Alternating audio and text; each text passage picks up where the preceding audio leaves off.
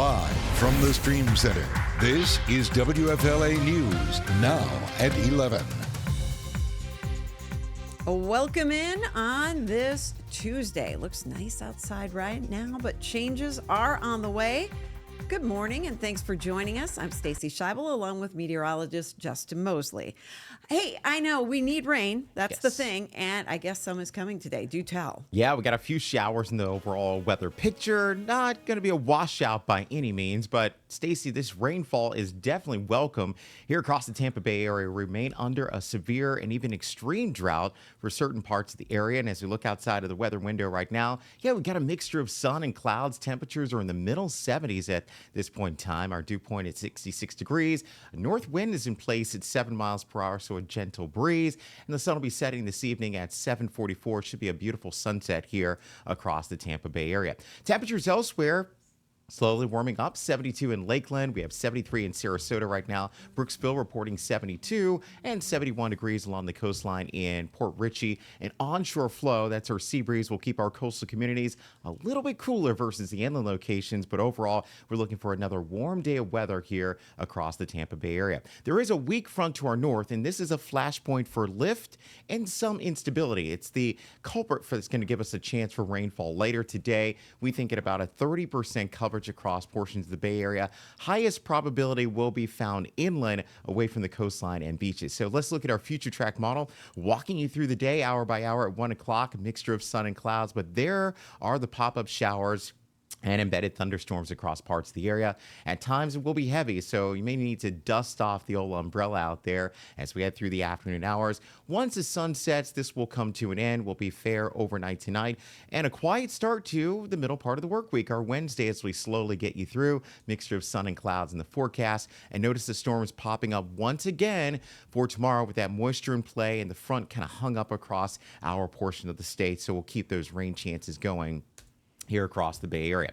So for this afternoon, we're going with a 40% shot at seeing rainfall out there. 82 on the thermometer, mainly inland, as I mentioned, with a west component of the wind at about 7 miles per hour. So again, that onshore flow will hit our east coast sea breeze, and that gets the air to lift, and the chance of rainfall will be there across parts of the area. And as we take a look at the forecast highs elsewhere, temperature is going to be warm for today. 81 in Tampa. We should be at 79 degrees for this time of the year. 82 in Wauchula, and we'll be about 82 degrees in Arcadia. But notice at the coastline, cooler temperatures with that onshore sea breeze flow. So the beach, that's the place to be. Now, we've been talking about the pollen as of late. All this sniffling and sneezing.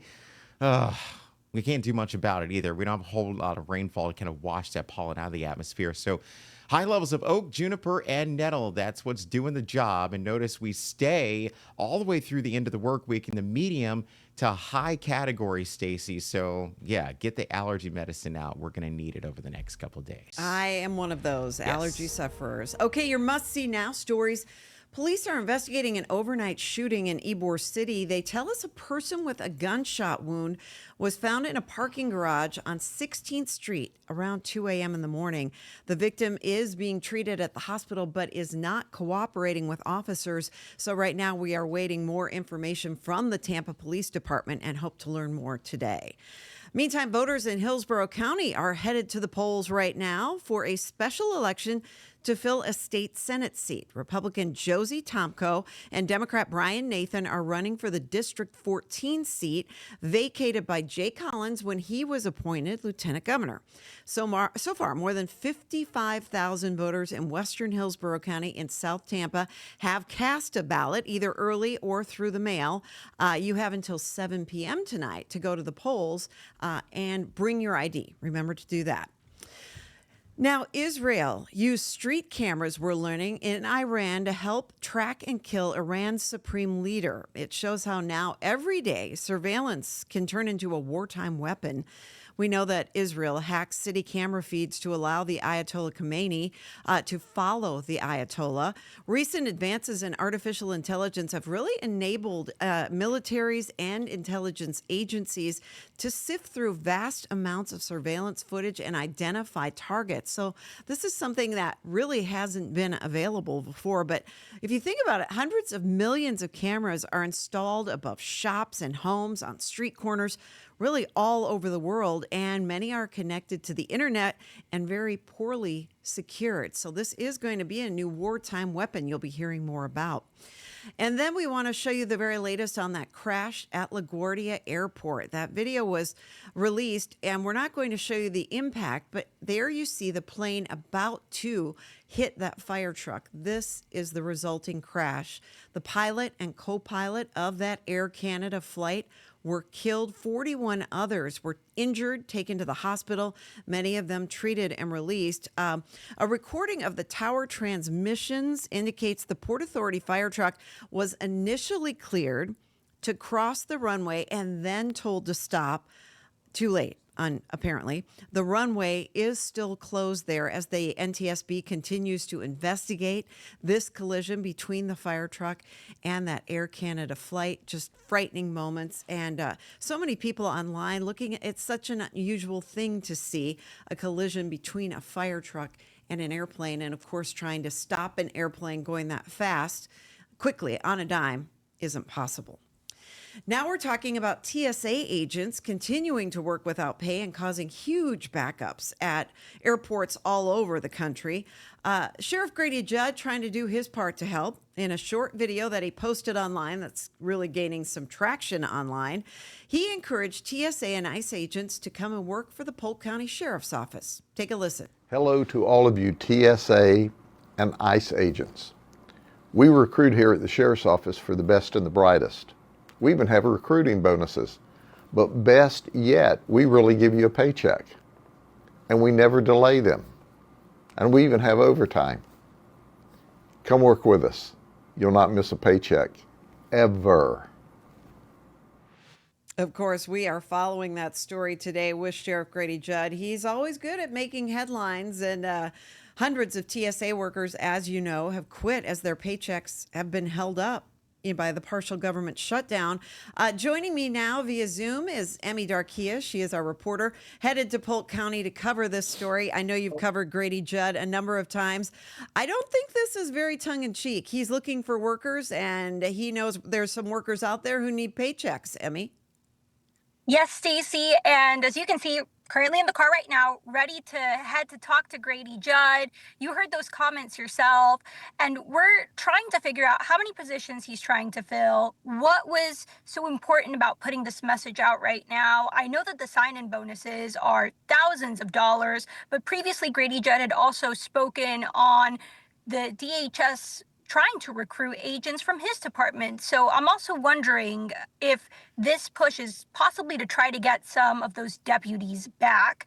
We have a lot of questions and we're gearing up to go ask them. If you have some questions that you'd like to ask Grady Judd regarding this subject, feel free to share them with us as well. We're going to have some time to sit down to really talk about this. And it's a very interesting subject, especially now, Stacy, that DHS is undergoing so many changes. Yesterday, the Senate confirmed Markwayne Mullen, and we're trying to follow up and see what's going on with this department as well and how that might affect us at the local level. Stacey, do you have any questions for me? Well, Emmy, interestingly, this story about Grady Judd making this offer is blowing up online. Tons of comments. I want to share a couple of them, but I want you to stay with me here. Lori Ann says, love this. Trying to help instead of throwing a hand grenade in the room, that's leadership. Then there's Kristen Shack, who says, is this because DHS recruited his officers, which is exactly what you just talked about, Emmy. And then Liz says, thank you for trying to help them out. The only thing I'm thinking, Emmy, is if, a bunch of agents do take Grady Judd up on this, our lines could get a lot longer at the airports locally. I mean, TPA, and I'm sure the Lakeland Airport, I know I flew in and out of PIE, the St. Pete Clearwater International Airport over the weekend. No issues with the TSA, and I was careful to thank them. They are working without pay, and one of them said, yeah, it feels more like a hobby than a job now. So you really feel for those TSA agents out there. I'll be curious when you sit down with Grady what his motivation is. Is it twofold? So I don't have any more questions for you, but I'm anxious to hear the answers to the questions you ask Grady. Of course, Stacey, and we'll be right back with those answers on our newscast, which you can tune in at WFLA. And it's also going to be interesting to hear from Grady Judd himself about what are the type of agents that he is How looking long for? is the training, right? Things like that. Yes, Okay, exactly. Emmy, good luck, and we'll talk to you a little later today after you've talked to Grady.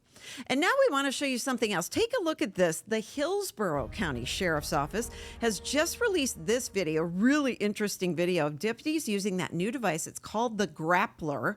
They tell us a 19-year-old driver did donuts and burnouts in traffic, shutting down Benjamin Road and Berry Road in Tampa. This happened about 1:20 in the morning on Saturday. According to deputies, the driver nearly hit some pedestrians while trying to get away from them. That's why they use the grappler. You see it right there to disable that vehicle. The teen driver was arrested and charged with reckless driving. Justin, did you even know one of these things existed? It looks like something out of a movie. It does. And we were talking about that. It seems like something from Spider-Man. It's the sci-fi is here. Watch, you know, right there. Crime fighting tool for sure. My question is, how accurate is this? You know, Right. when they shoot this thing out, what's the rate of it missing? You know, those types of issues. And I would imagine if there's a few cars right there, Yeah. it could be a little hit or A little miss. dicey, for right? sure. We have more than 1,000 views on our post on this on our website and a lot of comments about the grappler. Anthony saying this should definitely replace the pit maneuver. Too many deaths associated with the pit maneuver. Dennis says better than a shootout. You have to Yeah, agree with that. And for there's sure. a reason they're using it now. And Jamie says almost all cop cars need these, and maybe then they can stop all these police chases. I'm curious about the accuracy. We had a story showing one last week, then this one deployed over the weekend. It looks pretty effective. I mean, Yeah. clearly the officers or the deputies in this case are trained on how to use it. Yeah, and what about high-speed chases too? You think about all those Right. chases out in LA.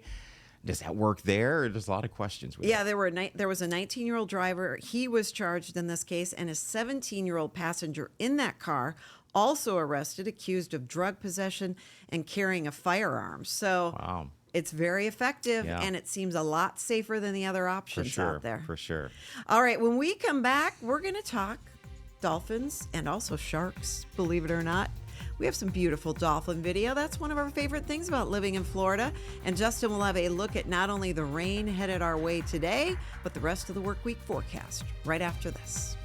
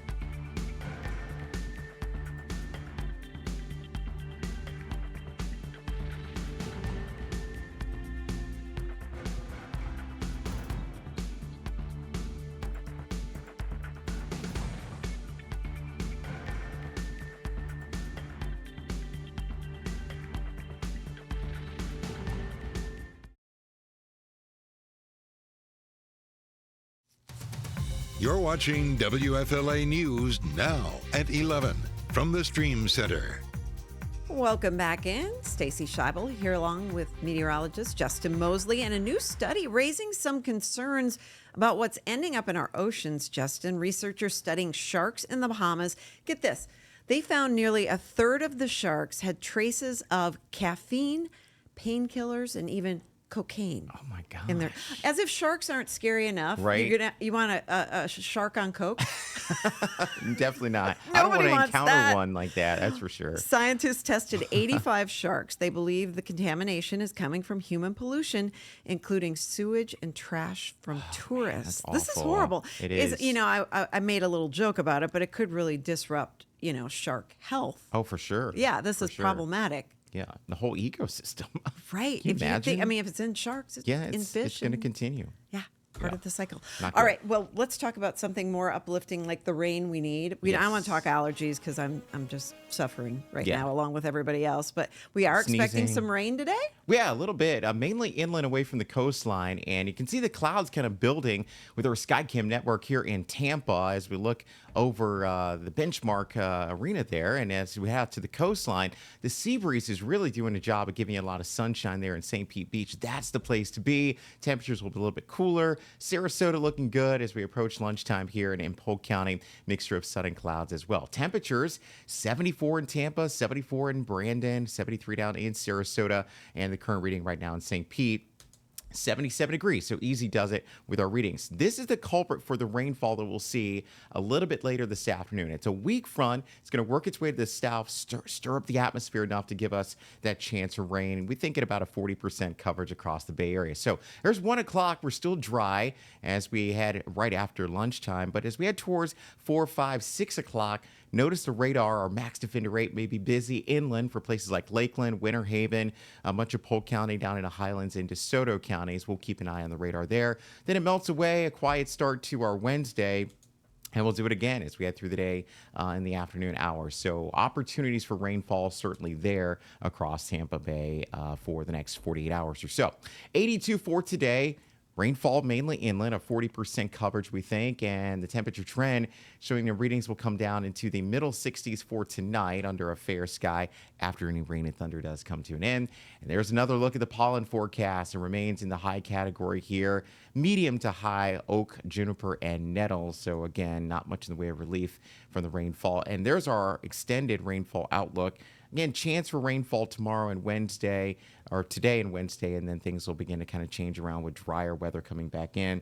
Taking a look at the morning lows, we should be at 60 this time of the year. How about mid-60s across the region? Our max defender 8-day forecast, slim chances for showers will continue through Friday. The weekend looks to be breezy with highs back into the middle 80s at that point in time.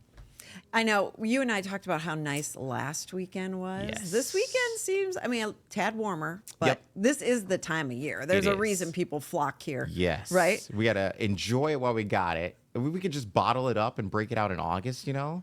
It'd be awesome. Wouldn't it be nice to have a reprieve during the 6 months where it's just oppressive Yes, constantly? yes, it would Can't be. have it. Can't have it always, Can't right? have it all. Okay, check out this video from one of our viewers. In fact, Captain Joe from Salt and Mist Sea Tours sent this into us. This is from man. last night in St. Pete. It's kind of short, but it's enough for you to get the view. Just sitting on the back of a boat, this is what Florida's all Yes, about, it right? is, This is it what you do is. in those 6 months where it's a little miserable. You get on a boat, you They go look enjoy so happy. They do right? look so They happy. just bring so much joy. Yeah, it was sent in. Actually, we have a report it app. If you go to WFLA.com/report it. We use you that for can- weather all the time. I know. Yep. I love it. Great sunsets, Yes. dolphin video, whatever it Yes. is, bring it our way. Share it. All right, when we come back, we're talking about the MLB using robots to call strikes and balls. It's controversial, but it's happening. JB Buno is going to join me. He's a baseball enthusiast. We're going to break it down right after this.